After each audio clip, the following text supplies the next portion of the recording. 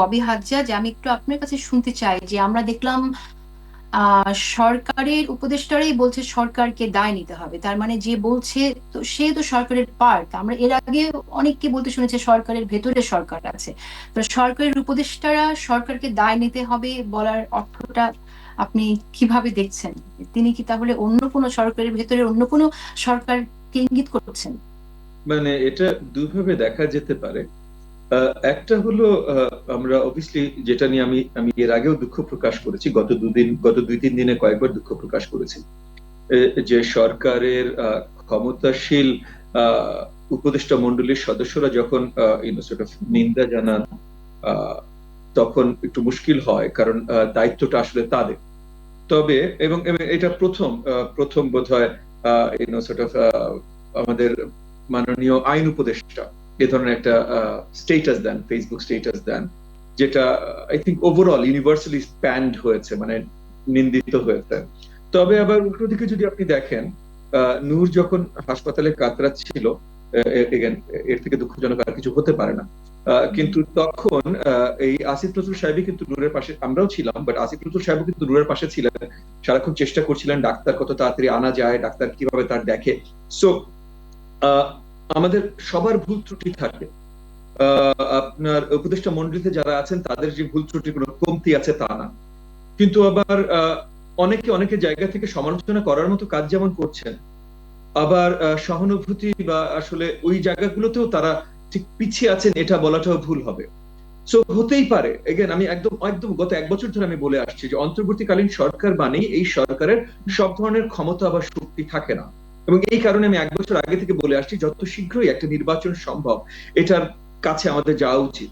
আমি অরিজিনালি 1 বছর আগে এই 2025-এর জুলাই আগস্ট মাসে নির্বাচন চেয়েছিলাম, তারপর অক্টোবর পর্যন্ত গেছি, এখন আমরা 26শে ফেব্রুয়ারি পর্যন্ত গেছি, এবং আজকে এই সেপ্টেম্বর মাসের 1 তারিখে দাঁড়িয়ে বাংলাদেশের স্পেশালি সুশীল সমাজ বলেন, এখন সুশীল সমাজও তাদের মতামত ঘুরিয়ে ফেলেছে, সুশীল সমাজ বলেন, ব্যবসায়ী সমাজ বলেন, যাকেই বলেন, তারা এখন যদি জিজ্ঞেস করেন তারা বলবে যে ভাই আজকে নির্বাচন হলে ভালো হতো।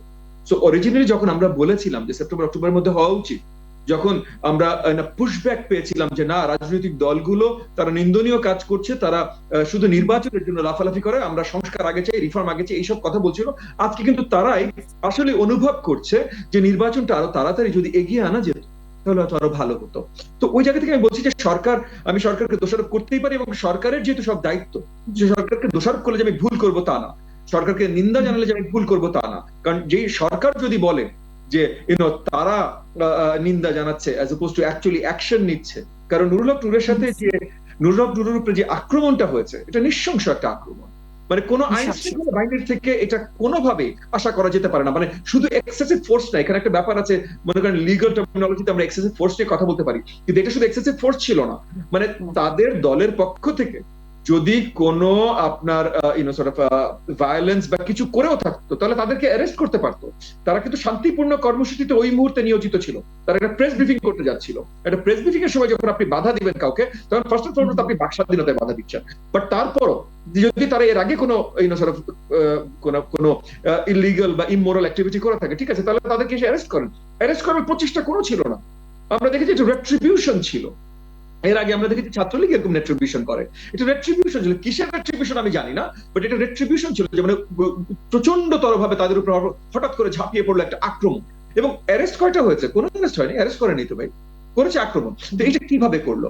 তো এই ঘটনাটা আমি ধরেই নিচ্ছি, মানে আমি পুরোপুরি ভাবে বিশ্বাস করি যে উপদেষ্টা মন্ডলীর কেউ এটার সাথে জড়িত ছিল না, এবং আমি শক্তভাবে নিন্দা জানাই যারা মিথ্যা অডিও ক্লিপ বানিয়ে, এআই দ্বারা মিথ্যা অডিও ক্লিপ বানিয়ে উপদেষ্টা মন্ডলীর ফোন কনভারসেশন এগুলো মিথ্যা ক্লিপ বানিয়ে, কারণ এগুলো পরিষ্কার, এটা আমার মানে ফরেনসিক এভিডেন্সও দেখার দরকার নেই জানার জন্য যেটা মিথ্যা ক্লিপ ছিল, সেগুলোকে যেমন শক্তভাবে নিন্দা জানাই, একই সাথে আমাদেরও এই অনুভূতিটাতে আসতে হবে যে আপনার অন্তর্বর্তীকালীন সরকারের সবকিছু করার শক্তি নেই। এই যে গত কয়েকদিন আপনি দেখলেন কত কিছু হচ্ছে, মানে আপনি অন্তর্বর্তীকালীন সরকারের সবকিছু করার শক্তি নেই, সবকিছু থামানোরও শক্তি নেই। অন্তর্বর্তীকালীন সরকার তো এরকম একটা হামলা থামাইতে পারে নাই, তারা তো অন্তর্বর্তী সরকারের কাছে এরকম তথ্যটা ছিল না যে এরকম একটা ঘটনা ঘটতে পারে, গোয়েন্দা তথ্য থাকতে পারতো।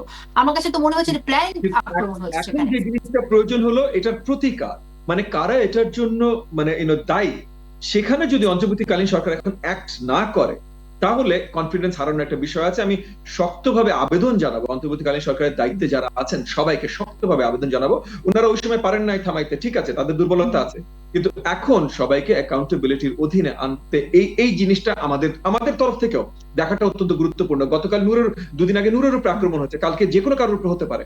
এখানে রাজনৈতিক নেতা বা কর্মী এটা বিষয় না ভাই, আমরা তো সবাই নাগরিক, আমাদের সবার নাগরিক অধিকার আছে। সেই জায়গা থেকে এরকম আক্রমণে, তারপরে আইন শৃঙ্খলা বাহিনীর হাতে আক্রমণ, এমন না যে অন্য কেউ আক্রমণ করছে বাঁচাতে দেরি হয়েছে, আইন শৃঙ্খলা বাহিনীর হাতে আক্রমণ, এইটা যে নিরাপত্তা দেবে আসলে যে আইন শৃঙ্খলা বাহিনী।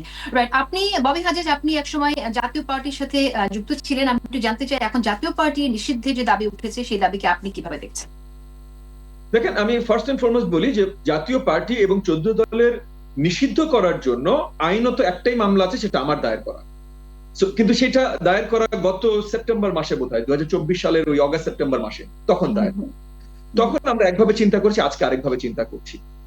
আওয়ামী লীগ একটা মানে আপনার অর্গানাইজেশনালি মানে একটা ওয়ার্ড পর্যায় পর্যন্ত যে আওয়ামী লীগের নেতা ছিল সে ক্রিমিনাল অ্যাক্টিভিটির সাথে অতপ্রুতভাবে জড়িত ছিল, মানে ভোট চুরি বলেন, টাকা চুরি বলেন, আর খুন খারাপি বলেন, অতপ্রুতভাবে বেশি ছিল। তো আওয়ামী লীগকে অর্গানাইজেশন হিসেবে আপনি দায়ী করতে পারেন, যেটা এই সরকার করেছে, তাদেরকে সাধুবাদ জানাই, এবং আইন মানে পুরোপুরি বিচার প্রক্রিয়া শেষ না হওয়া পর্যন্ত তাদের কার্যক্রম আওয়ামী লীগের নিষিদ্ধ থাকবে, ঠিক আছে।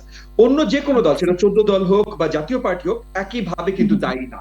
এই দলগুলো শুধুমাত্র কিছু নেতৃবৃন্দ দায়ী। এই দলগুলো আসলে কতখানি কর্মী আছে সেটাও প্রশ্নবিদ্ধ, বাট সেটা বড় বিষয় না।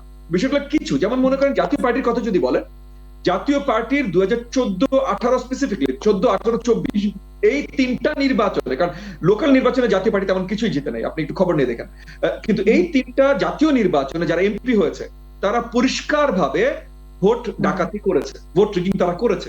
সো আমাদের সিআরপিসি পিনাল কোডে ভোট চুরির জন্য বিশাল, এটা মানে তাদের এগেইনস্টে বিশাল ক্রিমিনাল মামলা করা যায়, এবং আরপিওর অধীনেও বিশাল ক্রিমিনাল মামলা করা যায়। তাহলে তাদেরকে মামলার অধীনে আনাটা, এবং আমি আজকে যেহেতু আপনার সাথে আমার সাথে এই শোতে ফয়েজ আহমেদ সাহেব আছেন, উনি সরকারের অংশ, তো সেই হিসেবে আমি উনার কাছে উনার মাধ্যমে একটা আবেদন জানাবো যে এদের বিরুদ্ধে যে মামলাগুলো আসলে হয়তো 1 বছর আগে দায়ের করা উচিত ছিল, হয় না 1 বছর আগে কোনো অসুবিধা নেই, কিন্তু এখনো সময় পেরিয়ে যায়নি, এদের বিরুদ্ধে মামলাগুলো দায়ের করেন, সেটা 30 জন হোক, 50 জন হোক, 60 জন হোক। এইটা আপনার অর্গানাইজেশন হিসাবে আমার মনে হয় না আওয়ামী লীগ ছাড়া অন্য কারোর দিকে আর নিষিদ্ধের দিকে যাওয়া উচিত, কারণ এগেন অর্গানাইজেশনের স্বাধীনতা, জনগণের স্বাধীনতা, জনগণ আগামীতে কাকে ভোট দিতে চায় না চায় এগুলো পরিষ্কার করা, এগুলোর কিছু প্রয়োজন আছে। কারণ আমরা যদি ব্যান করা, শুধু সবাইকে নিষিদ্ধ করা শুরু করি, তাহলে কিন্তু আজকে কালকে কার উপরে কি আছে, এবং আছে কিন্তু মানে এখনই অলরেডি প্রশ্ন এসেছে, অনেকে এই প্রশ্নগুলো তুলছে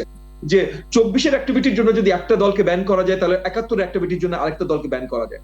তো এই আলোচনাগুলো আমরা আপাতত এড়িয়ে যেটা আসলে আইনের আয়তায় স্বচ্ছভাবে আনা যায়, যেটা বললাম, আওয়ামী লীগ কিন্তু ওয়ার্ড পর্যায়েও তারা এই ক্রিমিনাল অ্যাক্টিভিটির সাথে জড়িত ছিল, তাহলে আপনি একটা ভালো রেশনাল আছে, আর্গুমেন্ট আছে যে পুরো দলকে আপনি আইনের আয়তায় আনতে পারেন।